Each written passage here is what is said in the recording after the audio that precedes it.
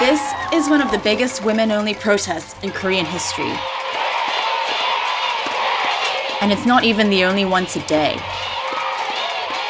Feminism in South Korea is exploding. A lot of movement is happening literally everywhere, literally popping up like mushroom. Yoo Jin-do is a filmmaker.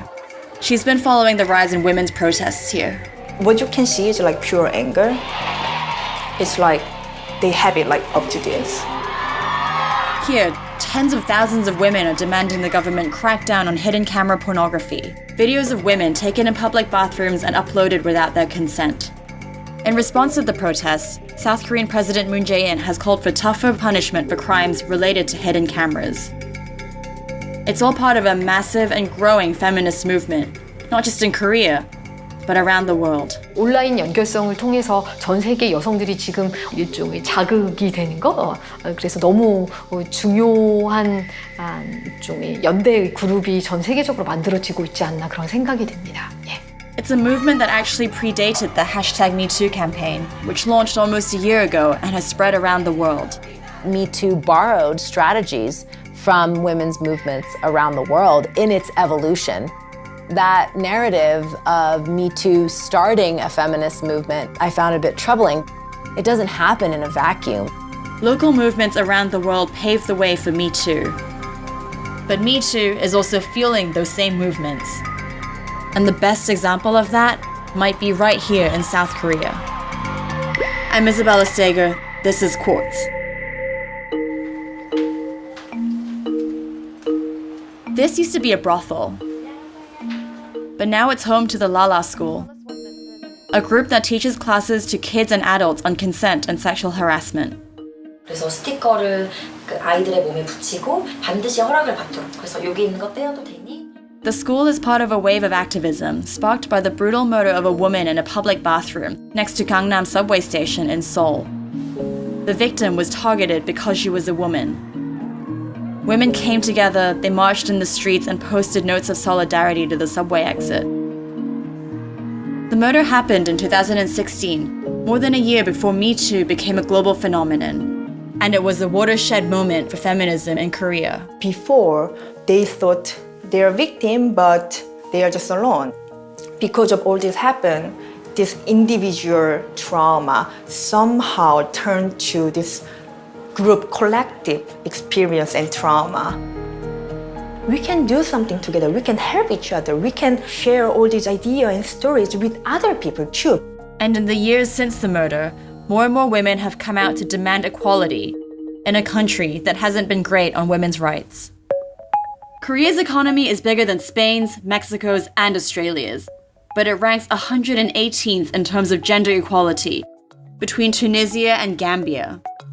Women are mobilizing against a deeply patriarchal society, rampant sexism, unrealistic beauty standards, and one of the highest wage gaps in the developed world. 페미니즘을 이렇게 모든 사람들이 페미니스트로 한 적이 없거든요. 이건 전무후무한 일이었고. That's Professor Ji Young-yoon Kim. She's written a book on this generation of feminists. 우리가 생각했을 때 이런 건 별로 오래 가지 못할 거야 라고 했는데 지금 3년째 이러고 있거든요. 그랬을 때 그 지속성과 그 의제의 참신성과 지속성과 확산성이 바로 페미니즘 역사를 지금 다시 쓰고 있다라고 할 수 있겠습니다. And this is a global pattern. It's happening around the world. Across the globe, that fight for equity has become more centralized, has become more a part of the mainstream conversation. Perdiz Matavi has researched women's movements across the world. She's the dean at the University of Denver's International Studies program. She says it's not just the scale of these movements that's new. It's the way technology helps them feed off each other. I remember the iconic image of the women returning to Ireland to vote, and friends and cousins of mine in Iran posting that on their Facebook pages. Feminists in Japan and Korea are meeting online to share stories of harassment and encourage each other. 일본 페미니스트 여성들이 굉장히 환호하고 굉장히 영감이 지점으로 삼으면서 서로가 연대하고 영감을 주고받고. 2 decades ago, it was very hard to get a group of women's activists from Iran in conversation with a group of women's activists in Chile. But today, we can do it instantaneously. These movements, as they gain traction, they empower each other, I think, on a constant basis. And the best example of that is Me Too. It wouldn't have been possible without these earlier local movements. But Matavi says it's now also sustaining those same movements. When Me Too happened, it fed that really important cycle of breathing new life into movements that were already underway, but further empowering folks that may have been feeling battlefield fatigue. That's exactly what happened in Korea earlier this year. The movement sparked by the Gangnam murder was suddenly reinvigorated by Me Too, when a woman appeared on live TV 굉장히 힘든 기억입니다. and accused a high-ranking government official of sexual assault. 허리를 감싸 안고 엉덩이를 쓰다듬는 행위를 상당 시간 동안 하였습니다. This accusation caused a chain reaction that took down a half dozen of the country's most renowned writers, filmmakers, politicians, and professors. It sparked more protests and gave women a bigger platform to share their stories. At the same time, the forces of connectivity and technology that enabled this explosion of feminist movements are also accelerating the global counter-trend, the backlash. 온라인 공간 안에서는 정말 몇 초, 몇 분 간격으로 여성 혐오적인 이야기가 많이 나오고 In Korea, the backlash has been fierce. At the hidden camera protests, we agreed not to show anyone's face. Women feel it's too dangerous to be identified. The organizers also asked to remain anonymous. What are you afraid of in terms of reaction from men or people who disagree with you? 황산이나 염산 같은 테러를 한다거나 그런 예고를 하기도 하고 인터넷에서 심지어 그 회사에 심지어 시위에 참여했다는 이유만으로 부당 해고를 당하는 사례까지 있었고 그런 식으로 저희 시위 참여자들은 진짜 그 시위에 참여했다는 이유만으로 굉장히 큰 위험한 상황에 처해 있다고 볼 수가 있어요. 그래서 Matavi sees similar tactics across borders. The violence, the online intimidation, the physical intimidation.